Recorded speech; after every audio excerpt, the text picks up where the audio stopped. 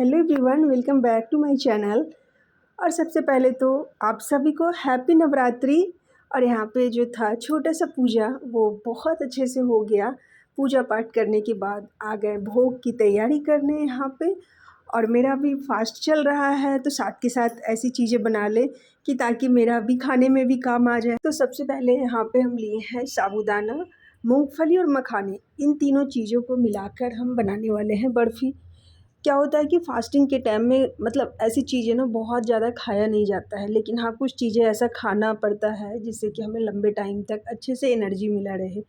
क्योंकि 9 दिन का फ़ास्ट कोई छोटी सी बात नहीं होती है। बहुत लोग का अलग अलग तरीके का फ़ास्टिंग होता है। कुछ लोग है कि दिन में फ़ास्ट करते हैं, शाम के टाइम सेंधा नमक वगैरह का जो होता है खाना खा लेते हैं। कुछ टाइम होता है कि दोनों टाइम में सेंधा नमक का खाना खाते हैं।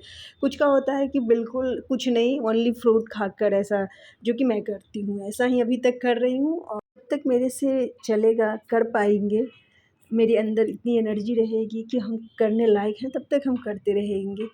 क्योंकि अभी तक हम दोनों नवरात्र ऐसे ही कर रहे हैं, है ना। तो खैर एनीवे जो भी है, तो यहाँ पे हम एक कटोरी लिए थे, जैसा कि आप मेरे हाथ में छोटी सी कटोरी देखे थे।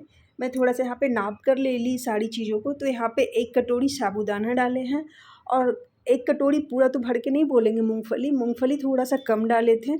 और उसके बाद उसी कटोरी से 2 कटोरी मखाना डाले हैं यहाँ पे। मखाना आप थोड़ा ज़्यादा भी बढ़ा सकते हैं, लेकिन हम यहाँ पे 2 कटोरी ही डाले हैं। इन सारी चीज़ों को थोड़ा अच्छे से भूनना है कम आँच पे। फ्लेम एकदम कम कर देना है और अच्छे से चलाते रहना है। यहाँ पे मैं लोहे की कढ़ाई ली हूँ, तो इसमें धीरे धीरे करके भून रहे हैं यहाँ पे। तो देख सकते हैं यहाँ पे तकरीबन ये 8 से 10 मिनट हो गया है और बहुत अच्छे से भून गया। इसमें कोई घी वगैरह हम कुछ नहीं ऐड किए हैं, सिर्फ कढ़ाई को गर्म किए थे और सारी चीज़ों को यहाँ पे भूने। तो बहुत अच्छे से भुन गया ये। यहाँ पे मूंगफली का हम छिलका वगैरह कुछ नहीं हटाने वाले हैं। सारी चीज़ों को कपड़े से अच्छे से पहले से ही मतलब पोंछ लिए थे। शायद वीडियो में नहीं हम शूट कर पाए, लेकिन मूंगफली को भी और साबूदाने को भी, क्योंकि साबूदाने में थोड़ा बहुत ऐसे स्टार्च जैसा होता है, तो अच्छे से पोंछ ले कपड़े से, क्योंकि धोने के बाद ये ठीक से भुनेगा नहीं। और यहाँ पे लाइट भी कट गया अचानक, पता नहीं क्या हुआ। तो बस यहाँ पे अच्छे से भून गया और उसके बाद इसे मिक्सी की जार में ट्रांसफ़र किए और थोड़ा सा ठंडा करके इसे अच्छा सा पाउडर फॉर्म में बना लिए हैं। यहाँ पे थोड़ा ठंडा करके ही पीसना है, नहीं तो गरम गरम में क्या होता है कभी कभी ना, मतलब एकदम फटाक से जार में आवाज़ आ जाती है, ढक्कन खुल जाता है, तो थोड़ा ध्यान रखने का।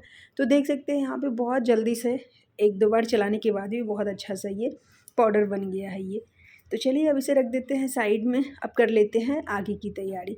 तो बस सेम उसी कढ़ाई में डालेंगे घी। अब डालना है यहाँ पे घी। अभी तक हम घी का यूज नहीं किए थे, तो यहाँ पे 2 चम्मच डाले हैं घी। घी जैसे ही मेल्ट हो जाए, क्योंकि कढ़ाई अभी तक गर्म ही था, लोहे की कढ़ाई मतलब गर्म हो जाता है तो बहुत देर में ठंडा होता है।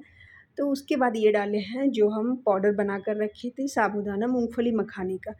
अब इसे अच्छे से भून लेंगे यहाँ पे, थोड़ा सा मतलब टाइम दे के इसको भी भूनना है।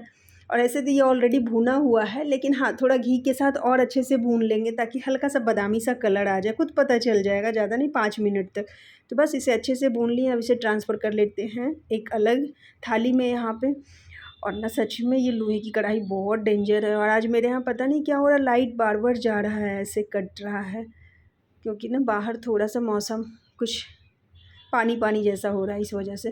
खैर एनीवे जो भी है, तो इसे थोड़ा सा फैला देंगे थाली में ताकि ये ठंडा हो जाए। और फिर उसी कढ़ाई को रख दे रहे हैं यहाँ पे। अब यहाँ पे डालेंगे हम मावा। तो ये है 250 ग्राम मावा। अगर मावा है तो चलेगा, ओके, नहीं है तो आप यहाँ पे दूध का भी यूज कर सकते हैं। मावा से क्या होगा, इंस्टेंट बन जाएगा। दूध रहेगा तो थोड़ा टाइम देना पड़ेगा।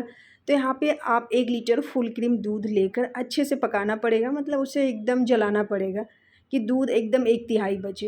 अब मावा क्या है कि ठीक है, इसे डालें और चला दिए तो ये जल्दी से मेल्ट हो जाएगा, तो थोड़ा समय का बचत हो जाएगा। तो यहाँ पे मेरे पास मावा है तो मावा का ही यूज कर रहे हैं, और कोशिश करें कि मावा का ही यूज कर लें यहाँ पे।